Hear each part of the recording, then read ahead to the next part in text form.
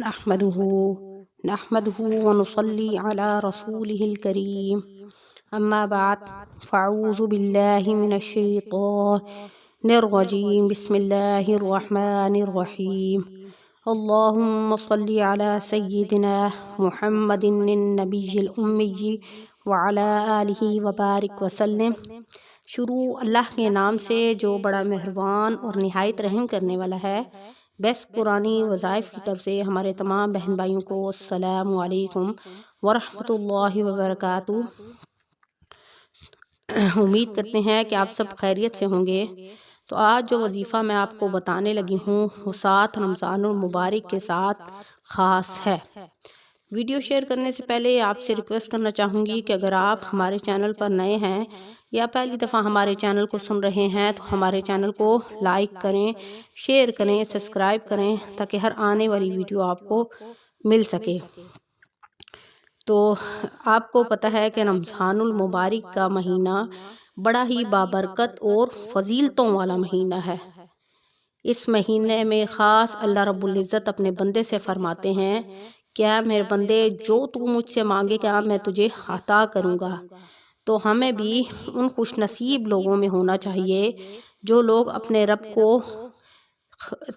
دل سے اپنے رب کی عبادت کرتے ہیں اور خلوص دل کے ساتھ اپنے رب پر ایمان لاتے ہیں اور اس کی وہ جو فرماتا ہے اس کے مطابق زندگی گزارتے ہیں اور اپنے رب کی پکار کو سنتے ہیں اور اپنے رب سے جب مشکلات کا اور مصائب کا سامنا ہوتا ہے تو اپنے رب کو یاد کر کے اپنے گناہوں کی معافی تلافی کر کے اس کو راضی کر کے اس سے خوشیاں حاصل کرتے ہیں۔ تو یہ جو رمضان المبارک کا مہینہ ہے یہ ہمارے رب کا مہینہ ہے، ٹھیک ہے۔ اس مہینے میں جتنی ہو سکے عبادت کریں۔ ہر ایک مسلمان کا دل کرتا ہے کہ وہ عبادت کرے اور اپنے رب کو راضی کرے اور اپنی دعاؤں کو قبول فرمائے۔ تو میری بہن بھائیوں، جیسا کہ آپ کو روزانہ ہر روز کا وظیفہ میں بتاتی ہوں تو اسی طرح آج بھی میں آپ کو 7 رمضان المبارک کا وظیفہ بتاؤں گی۔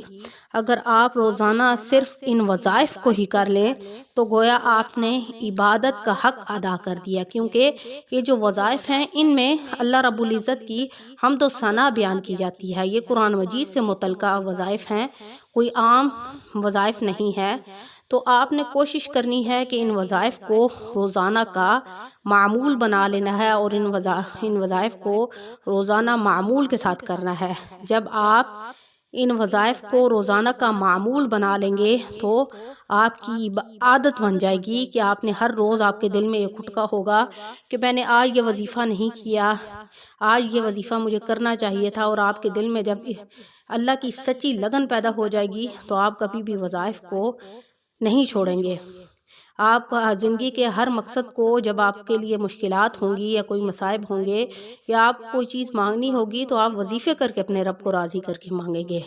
تو کیا ہے کہ آپ ہر حال میں اس جو وظیفہ میں آپ کو بتاؤں گی آپ نے ہر حال میں اس عمل کو کر کے دعا کرنی ہے۔ تو یہ وظائف جو میں آپ کو بتاؤں گی آپ نے ہر نماز کے بعد وظیفہ کرنا ہے اور ان وظائف کی بہت برکات ہیں۔ یہ وظائف بہت مجرب وظائف ہیں، علماء اکرام کے بتلائے ہوئے وظائف ہیں، اور اس وظائف کو کرنے کا بہت بڑا فائدہ کیا ہے، یعنی ہر چیز کا کوئی فائدہ ہوتا ہے تو آپ کو اس وظائف کے کرنے کا بہت خاص جو فائدہ ہے وہ یہ ہے کہ آپ کی کوئی نماز قضا نہیں ہوگی، کیونکہ آپ کے دل میں ہوگا کہ آپ نے کوئی نماز قضا نہیں کرنی، تو آپ کا وظائف بھی ادھورا رہ جائے گا۔ ظاہر ہے جب ہر نماز کے ساتھ آپ نے وظیفہ کرنا ہے اور جب آپ کے اندر یہ خوف ہوگا کہ میں نے وظیفہ کرنا ہے تو کبھی آپ کی نماز بھی نہیں چھوٹے گی۔ اس سے ایک نہیں بلکہ آپ کو دو فائدے ہوں گے۔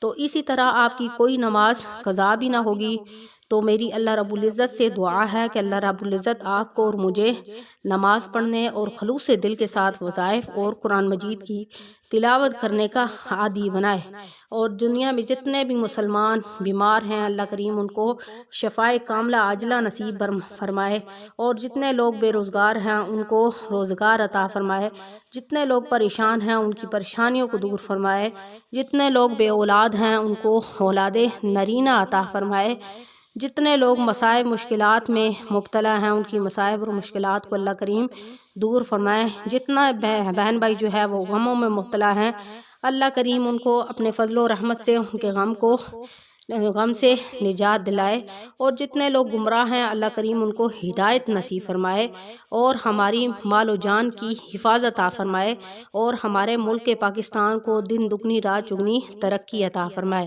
آمین، اور ہمارے ملک پاکستان میں امن و سکون عطا فرمائے، آمین۔ تو چلتے ہیں وظیفے کی طرف کہ آپ نے فجر کے بعد کون سا وظیفہ کرنا ہے، ٹھیک ہے۔ جب آپ سحری کر چکتے ہیں، سحری کرنے کے بعد ظاہر آپ فجر کی نماز ادا کریں گے، تو 7ویں روزے میں آپ نے فجر کی نماز کے بعد کون سا وظیفہ کرنا ہے، تو آپ نے فجر کی نماز کے بعد اللہ کریم کا ایک صفاتی نام ہے یا کریمو، ٹھیک ہے۔ آپ جب فجر کی نماز ادا کریں گے تو آپ نے اپنی جانماز پر بیٹھ کر اللہ کریم کا ایک صفاتی نام ہے، اس کو 200 مرتبہ آپ نے پڑھنا ہے، یا کریمو۔ تو یا کریمو کا مطلب کیا ہے؟ اے کرم کرنے والے، یعنی یا اللہ اس رمضان المبارک کے صدقے تو ہم پر کرم فرما، اپنا خاص کرم فضل عطا فرما، ہماری مشکلات کو دور فرما۔ تو کیا ہے کہ آپ نے فجر کی نماز کے بعد آپ نے اللہ کریم کا یہ صفاتی نام ہے یا کریمو، اس کی 2 تسبیحیں کرنی ہے، یعنی 200 مرتبہ آپ نے اس کو پڑھ کے اپنی حاجات کے لیے دعا کرنی ہے۔ تو اب آپ نے ظہر کے جب نماز کا ٹائم ہوگا تو آپ نے ظہر کی نماز کے بعد کون سا وظیفہ کرنا ہے، تو آپ نے 5ویں کلمے کا وظیفہ کرنا ہے۔ 5واں کلمہ کا نام کیا ہے؟ استغفار۔ اس کو آپ نے ورد آپ تسبیح لے لیں، اور 33 مرتبہ آپ نے 5ویں کلمے کا ورد کرنا ہے، 33 مرتبہ آپ تسبیح لے لیں تاکہ کیا اچھی طریقے سے کاؤنٹ ہو سکے۔ کوئی مشکل کام نہیں ہے بلکہ وظائف بہت آسان ہے، اور یہ جو وظیفے میں نے آپ کو بتانے شروع کری ہیں یہ آپ نے ہر نماز کے بعد کرنے ہیں۔ جب آپ ان وظائف کو ہر نماز کے بعد کریں گے تو آپ دلی سکون محسوس کریں گے، ٹھیک ہے۔ تو آپ نے ظہر کی نماز کے بعد 5واں کلمہ استغفار یہ 33 مرتبہ پڑھنا ہے۔ تو 5واں کلمہ استغفار کون سا ہے؟ استغفر اللہ ربی من کل ذنب اذنبته عمدا او خطأ سرا او علانیة واتوب الیہ من الذنب الذی اعلم ومن الذنب الذی لا اعلم انک انت علام الغیوب وستار العیوب وغفار الذنوب ولا حول ولا قوة الا باللہ العلی العظیم۔ تو دیکھیں اس میں اللہ تعالیٰ کے اس میں انسان استغفار کرتا ہے اللہ سے، تو یہ آپ نے کیا کرنا ہے؟ ظہر کی نماز کے بعد آپ نے 33 مرتبہ استغفار کرنا ہے۔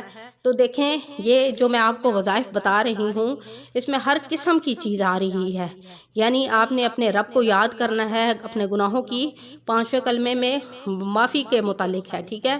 اور پھر آپ نے عصر کی نماز کے بعد کیا کرنا ہے، کون سا وظیفہ کرنا ہے؟ تو عصر کی نماز پڑھ کے جب آپ فارغ ہو جائیں گے تو سورۃ فاتحہ کو آپ نے 40 مرتبہ پڑھنا ہے، ٹھیک ہے۔